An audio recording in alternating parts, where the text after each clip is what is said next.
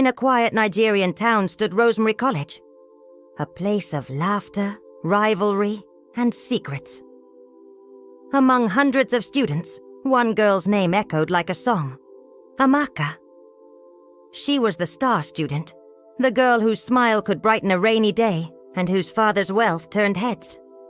But sometimes being loved by all makes you hated by a few. Behind the laughter of her 5 closest friends hid something darker. Whispers that grew into envy, smiles that covered poison. And one bright Friday, their laughter led her toward a forest no one dared to enter. A walk that began with friendship and ended with a scream. This is the haunting story of Amaka and the 5 friends who betrayed her. Before we dive deeper, don't forget to like, subscribe, and share this story so more people can experience these powerful African tales. Every click helps keep these stories alive. Stories that remind us that betrayal can hide behind a smile, and that karma never sleeps. All right, let's begin. In the heart of southern Nigeria, where red earth met the blue skies, there stood a school that many parents admired, Rosemary College. It wasn't the biggest school, but it carried a certain pride. The walls were painted cream and green. The classrooms smelled of chalk and dreams, and every morning, the sound of the national anthem floated through the air like a prayer. Among all the bright students who filled those classrooms, one name stood out, Amaka. She was the kind of girl who didn't just walk through life, she glowed through it. Her skin was dark and smooth like polished mahogany, her eyes bright with curiosity, and her smile. Her smile could soften even the strictest teacher. Everyone liked her. The teachers admired her obedience, her classmates envied her intelligence, and the principal often called her the pride of Rosemary. Even when she answered a question in class, her voice carried confidence but never arrogance. She was humble, soft-spoken, yet sharp as a blade when it came to her studies. But Amaka's brightness came with a shadow. The envy of her own friends. She moved with 5 girls every day. Chika, Goyi, Titi, Bimbo, and Adora. They laughed together, ate from the same plates, and even braided each other's hair on weekends. To the rest of the school, they looked like sisters. But anyone who has lived long enough knows, not every smile is born from love. When Amaka's father, Chief Obina, arrived in his black SUV, the entire school would whisper, "Look, Amaka's father's here again." He was a man of wealth and status, but he carried himself with humility. He would greet teachers warmly, shake hands with the gateman, and sometimes drop envelopes for students in need. Each time he visited, he would bring a bag full of snacks, fruits, and sometimes new clothes for his daughter. And often, out of kindness, Amaka would share them with her friends. They would smile and say, "Thank you, Amaka." But their eyes told a different story. A story of bitterness. Ahika would whisper later, "If not for her father's money, who would even notice her?" Goyi would add, "That girl acts as if she owns the whole school." And Bimbo, the boldest of them all, would fold her arms and hiss, "Let's see how long her luck lasts." Meanwhile, Amaka would go about her day unaware of the poison growing around her. She believed that friendship meant love, that laughter meant trust. But sometimes, the deadliest knives are the ones hidden behind hugs. Weeks passed, and Amaka's shine only grew brighter. Her teachers praised her name during assembly, calling her a role model. She collected certificates of excellence and made her father proud every term. Her friends clapped when her name was called, but their smiles were thin, like masks that could crack at any time. One sunny Friday, the story began to twist. The school day had ended early, and students wandered around the compound, chatting and eating snacks. The sun blazed proudly in the sky, and laughter floated through the air. Then, suddenly, a familiar car horn echoed. "Beep! Beep!" Amaka turned, her eyes lighting up. "That's my daddy," she said, waving as a shiny black SUV pulled into the schoolyard. Chief Obina stepped out, tall and elegant in a white senator suit. His wristwatch sparkled under the sun as he opened his arms. "My beautiful Amaka," he said, hugging her. "How is my star student today?" Amaka giggled like a child. "Daddy, I came first again. My teacher said I'm the best in mathematics." Her father smiled proudly. "I'm not surprised, my dear. You make me proud every day." He opened the boot and brought out a large bag, filled with goodies, fruits, biscuits, and some new dresses. The driver stood by quietly as Amaka helped unpack them. Her friends watched from a distance, smiling outwardly, but their hearts burned silently. Then, as if fate wanted to pour salt into the wound, Chief Obina said the words that changed everything. "My daughter, you've worked so hard this term. When the school closes for vacation, I'll take you to Dubai for your holidays." "Dubai?" Amaka gasped, her eyes wide with joy. "Really, Daddy?" "Of course," he laughed. "You've earned it, my dear." And just like that, the smiles of her friends froze. Dubai. The word alone felt heavy in their chests. None of them had ever left Nigeria. Some hadn't even been to Lagos. To hear that Amaka was going abroad felt like a slap from life itself. As Amaka ran to share her excitement, they forced smiles. She even handed them snacks, saying kindly, "Here, my dad brought enough for everyone." They took the gifts, but not the love. When she turned her back, their whispers returned like snakes in the grass. "Dubai," hissed Chika. "Is she the only rich man's daughter?" "I'm tired of that girl," Bimbo said sharply. "She's always shining," Goyi murmured bitterly. "Even the teachers like her more than us." Adora sighed quietly but said nothing. Deep inside, even she felt the sting of jealousy. That night, in their hostel, the 5 friends sat in a circle whispering. The fans turned lazily above their heads. The air was thick, heavy, full of tension. It was Bimbo who broke the silence first. "Girls, I can't take it anymore. Amaka's making us look like fools. Everywhere we go, it's Amaka this, Amaka that. I'm done." "What can we do?" Chika asked. "She hasn't even done anything wrong." "Exactly," Bimbo hissed. "That's the problem. She's too perfect. People like her too much. We need to bring her down." For a moment, no one spoke. Their hearts beat faster. The sound of crickets echo outside. Then slowly, Titi whispered, "What if we make her fall into trouble?" Goyi leaned forward. "Or scare her, make her lose her focus." The girls looked at each other. Envy had already eaten their hearts raw. And that night, something unholy was born among them. A plan. Meanwhile, in the next room, Amaka was studying her books, humming a soft tune. She had no idea that her laughter had turned into someone else's bitterness. She had no idea that the hands that held hers during assembly were now planning her downfall. She was simply happy, dreaming of her trip to Dubai, of making her father proud, of graduating with honors. But fate was already turning her bright path into a dark one. Because when friendship turns into envy, and love becomes competition, the heart becomes dangerous. The moon shone gently over Rosemary College that night, painting silver light on the sleeping buildings. And somewhere, 5 girls whispered Amaka's name. Not with love, but with hate. The next morning, the bell for morning assembly rang, and Rosemary College came alive again. Students rushed to the field, uniforms neat, shoes polished, voices echoing across the compound. The sun rose gently over the roof of the classrooms, bathing everything in gold. Amaka stood in line, singing the anthem with her usual calm smile. But among the crowd, 5 pairs of eyes watched her, not with admiration this time, but with resentment.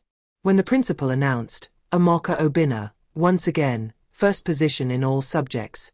The entire assembly clapped. Teachers nodded proudly. Even the school prefects smiled. But her 5 friends clapped half-heartedly, their hands moving slow, their hearts heavy.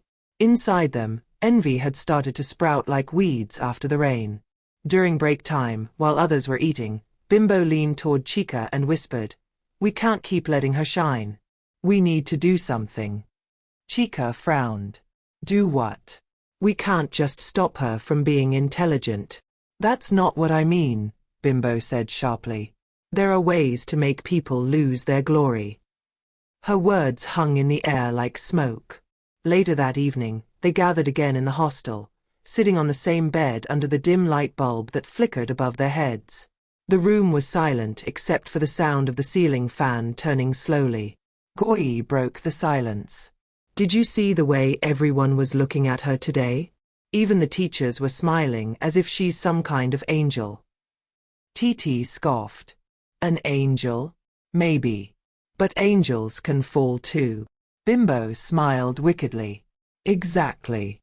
And we'll make sure this one falls hard." That night, they began whispering ideas. Small, cruel things at first. What if we hide her notes before exams? What if we spread rumors about her? What if we make the teachers think she cheats? Their voices grew darker, their laughter quieter. And while they schemed, Amara sat a few doors away, writing a letter to her father. "Dear Daddy," she wrote, her handwriting neat and steady, "thank you for visiting me. I can't wait for the holidays. I told my friends about Dubai, and they were all so happy for me." She smiled, folded the letter, and placed it in her bag, unaware that those very friends were plotting her heartbreak. Days turned into weeks. The plan was slow, deliberate. It started with whispers. Someone told a teacher that Amara had used her father's money to buy exam answers. A lie. Someone else claimed she bragged about going abroad. Another lie. At first, the teachers ignored the gossip, but as the whispers grew, some began to wonder. And Amara started to notice the change. Her classmates, who once smiled at her, now avoided her. Teachers who once praised her began watching her closely. One afternoon, her favorite teacher, Mrs. Nwodo, called her aside. "Amara," she said softly, "people are saying things about you. That you're proud. That you cheat. Is it true?" Amara's eyes widened in shock. "No, Ma. I would never do that." Mrs. Nwodo sighed. "I believe you, my dear. But be careful. Not everyone smiles with love." Amara walked away slowly, confusion clouding her heart. She had no idea how deep her friend's betrayal had gone. That evening, when she entered her hostel, the room fell silent. Her friends pretended to be busy, folding clothes, sweeping, brushing hair, but not one of them looked her in the eye. Trying to break the tension, Amara smiled and said softly, "Girls, what's wrong? Did I do something?" Bimbo shrugged without looking at her. "Nothing. We're just tired." Titi mumbled, "Not everyone has your perfect life, Amara." Her words stung like a slap. Amara frowned slightly. "Perfect life? I don't understand. We're all the same." Chica let out a cold laugh. "Really? The rest of us don't have rich fathers bringing gifts every week." Goyi added, "You even brag about going to Dubai. Do you know how that sounds to people who've never left this town?" Amara's smile faded. "I didn't mean to make anyone feel bad. I just..." But Bimbo cut her off. "Save it. We're not jealous, okay? We just don't like show-offs." The room fell silent again. Amara sat on her bed, heart heavy, eyes glistening with tears. That night, she prayed quietly, whispering, "God, if I've done anything wrong, forgive me. Please, don't let my friends hate me." But jealousy, once planted, does not die easily. It grows in the dark, feeding on pride and comparison. The next day, their whispers turned to actions. During lunch, Amara's school bag went missing for an hour. When it was found, her notebook pages were torn. During prep time, her pen case disappeared, only to be found later inside Bimbo's locker, placed there by one of the others. Rumors spread faster than harmattan fire. Did you hear Amara stole exam questions? They say her father bribed the principal. She's pretending to be humble, but she's proud inside. The once admired Amara began to feel like an outcast. Her smile faded little by little. She spoke less in class. She began to eat alone. Yet, even then, she still forgave. She would still greet them every morning, still offer them food, still pray for them at night. She didn't know that her kindness only made their envy sharper, like salt on a wound. Then one Saturday, under the scorching sun, Bimbo gathered the group again behind the hostel. "Enough of these small tricks," she said coldly. "We need to end her glory completely." Adora's heart raced. "End it? What do you mean?" Bimbo looked around and whispered, "You'll see soon. There's a way to finish her story once and for all." The others exchanged nervous glances, but none of them spoke. They were in too deep now, too proud to turn back. Jealousy had become their master, and they were its servants. Meanwhile, Amara spent that evening under a mango tree, staring at the sunset. She missed the days when friendship meant laughter. She missed the nights they sang together in the hostel. She had no idea that the next time her friends invited her for a walk, it wouldn't be for fun, but for betrayal. The seeds of envy had fully taken root. And soon, they would bloom into something dark, something deadly. It was a Saturday afternoon. The sun hung lazily in the sky, pouring gold over the roofs of Rosemary College. Students were scattered across the compound, some washing clothes, some braiding hair, others playing games under the trees. Inside the girls' hostel, Amara sat quietly on her bed, reading her biology notes. The room smelled faintly of soap and body cream. Her soft humming filled the space, peaceful and unaware. Then came a knock on the door. "Amara," called Chica in a sweet tone. "Are you there?" Amara looked up with a smile. "Yes, come in." The door opened, and her 5 friends stepped in, each wearing a bright, almost too perfect smile. "Aha," Bimbo said, laughing lightly. "You're always reading. Don't you ever get tired?" Amara giggled. "You know exams are near. I just want to be ready." Titi sat on the bed beside her. "Come on, Amara, we've been locked in this compound for weeks. Let's go for a short walk to the forest behind the school. We just want to stretch our legs and breathe fresh air." Amara blinked. "Forest. I've heard strange stories about that place." Adora rolled her eyes playfully. "Stories? You and your fears. It's just a small river and trees. People go there all the time." Goi added softly, "Please, Amara. You've been studying too much. You need to relax." For a moment, Amara hesitated. Something inside her whispered no. But their smiles were warm, convincing. And deep down, she didn't want to appear proud or distant. She closed her book gently. "All right," she said. "But only for a short while." Their faces lit up instantly. "Good girl," Bimbo said, grabbing her hand. Together, the 6 girls left the hostel, walking down the narrow path behind the classrooms. The air smelled of dust and dry leaves. Birds sang above them, and the tall trees formed a green roof over their heads. As they walked deeper, the noise of the school faded behind them. Only the sound of footsteps, laughter, and rustling leaves remained. Amara felt her heart calm. The forest was beautiful, the kind of beauty that hides danger. When they reached the riverside, the scene was breathtaking. The water sparkled under the sunlight like liquid silver. A soft breeze blew, carrying the scent of earth and freshness. "Wow," Amara whispered. "It's so peaceful here." "Isn't it?" Chica said. But her eyes flickered with something else, a darkness hiding beneath the smile. For a few minutes, they all stood quietly, pretending to enjoy the view. Then Bimbo spoke in a low voice. "Amara, do you know why we brought you here?" Amara turned, smiling innocently. To see the river, of course. Bimbo chuckled coldly. No, not exactly. The others exchanged glances. Amaka frowned slightly. What do you mean? Goi folded her arms. We're tired, Amaka. Tired of your perfect life. Your rich father. Your gifts. Your praises. Everything about you. Amaka blinked, confused. What are you saying? Titi stepped forward, her eyes sharp. You've taken all the glory in this school. The teachers only talk about you. People only see you. What about us? Amaka took a small step back.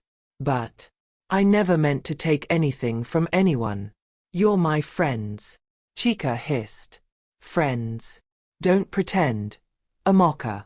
You think we don't see how proud you are? Always smiling, always showing off.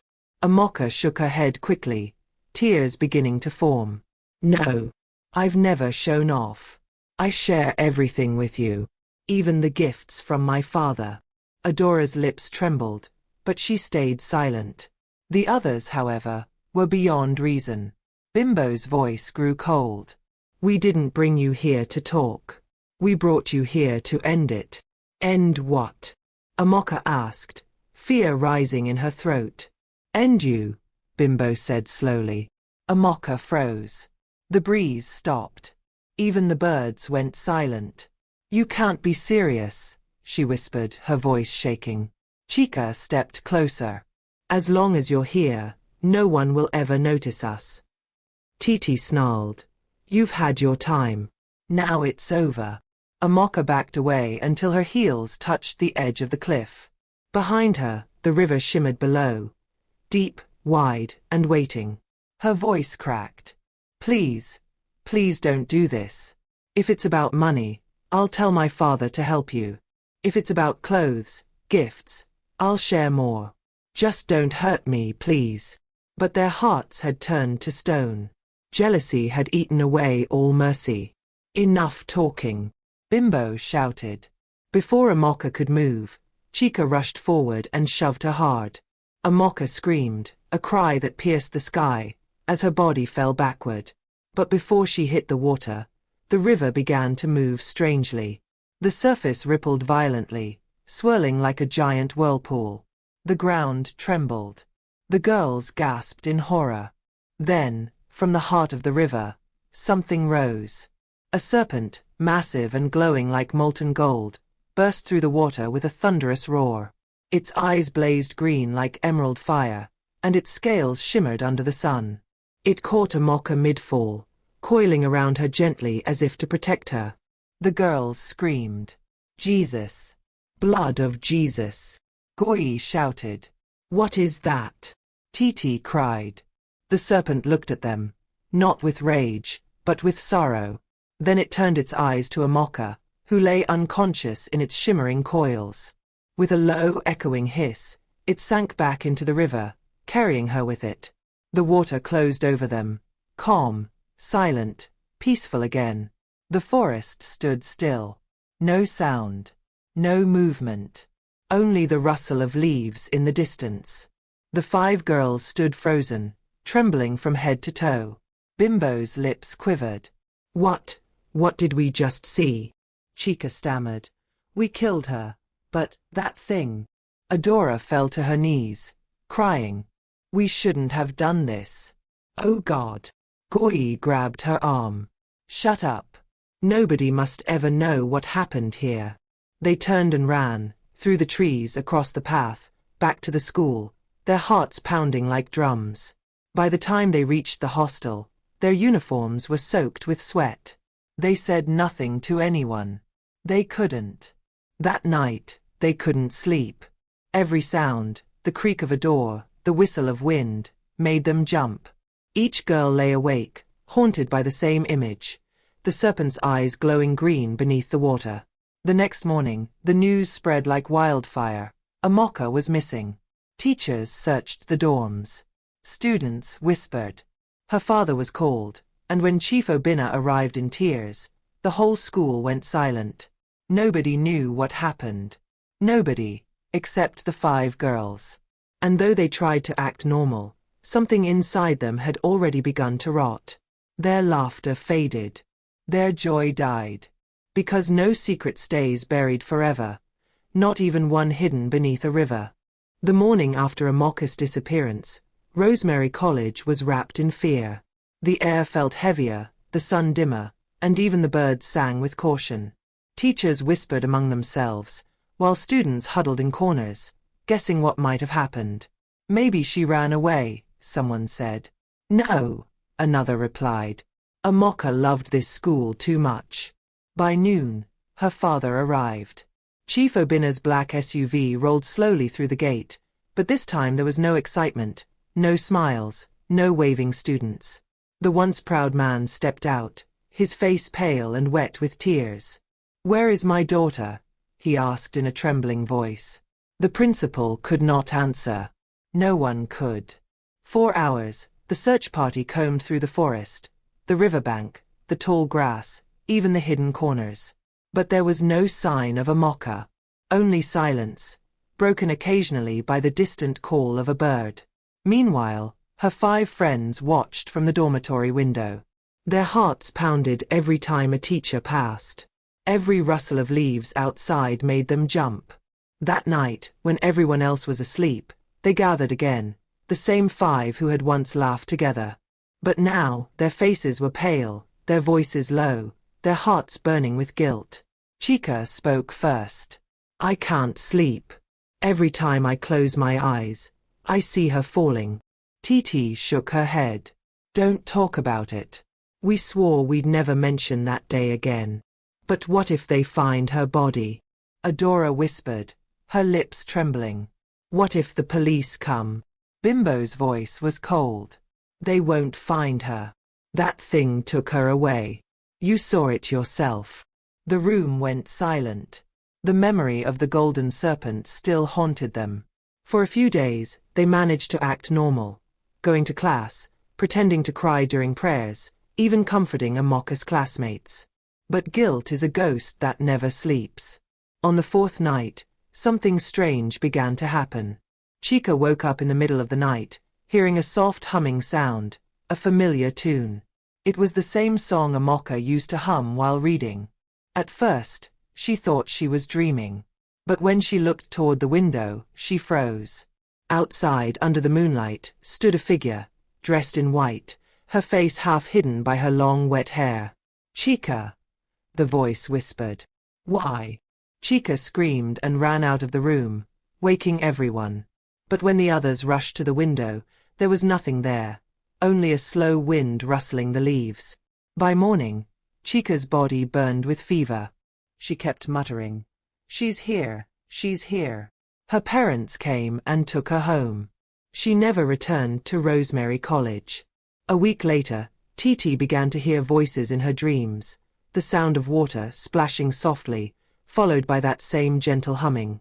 She started avoiding the forest path, even refused to drink water during meals. One night, while washing her face, she saw something in the mirror, a pair of glowing green eyes staring back at her. She fainted instantly. The others were terrified.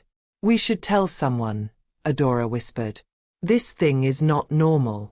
But Bimbo snapped. "You talk too much. If we confess, we'll be expelled, maybe jailed."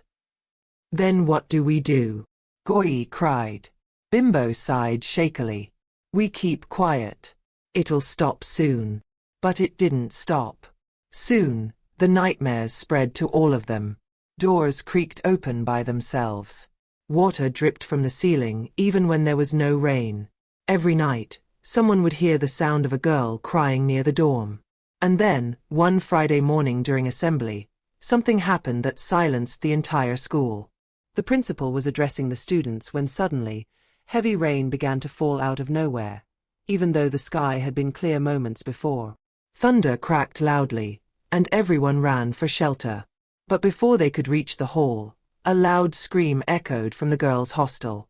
Teachers rushed there, and found Goi on the floor, trembling, her eyes wide with terror. She pointed to the wall, stammering, "Her name! Her name!" When they looked, they saw it, written in dripping water across the wall, glowing faintly in blue. Amara. The news spread like wildfire. Some said her spirit had returned. Others whispered that the river goddess had claimed her as a daughter. The next day, Chief Obinna arrived again, carrying a framed photo of Amara. He went to the riverbank, knelt down, and prayed aloud.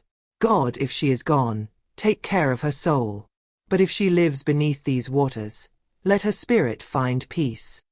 The wind blew gently across the river. And just then, a white butterfly landed on his shoulder, delicate, glowing faintly under the sunlight. He smiled weakly, tears falling from his eyes. She's at peace, he whispered. After that day, the school changed. The 5 girls were transferred quietly to different schools, but none of them found peace again. Some heard laughter in their dreams. Others felt a presence following them. And whenever they passed a river or even heard running water, they would feel cold fear crawl through their skin. Years later, people still talk about what happened at Rosemary College. Some call it a tragedy. Others, a warning. But the elders in that town say something else, a lesson that will never die. Jealousy is a fire that burns the one who lights it. And betrayal always finds its way back home. They say that sometimes when the moon is full, you can still hear Amara's laughter echoing from the river. Soft, sad, and free. What a story, right? It reminds us that not every smile hides love, and not every friend means you well. Amara's tale is a mirror, showing how envy can destroy not just others, but the hearts of those who carry it. If this story touched your heart, don't forget to like, subscribe, and share this video with someone who loves African folktales. Let's keep these powerful stories alive, stories of justice, friendship, and the unseen hands that guide destiny. Comment below. Thought Balloon, what do you think really happened to Amara? Was it the river goddess, or justice from beyond? Thank you for watching, my people. Till next time, stay kind, stay humble, and never let jealousy live in your heart. Crescent Moon.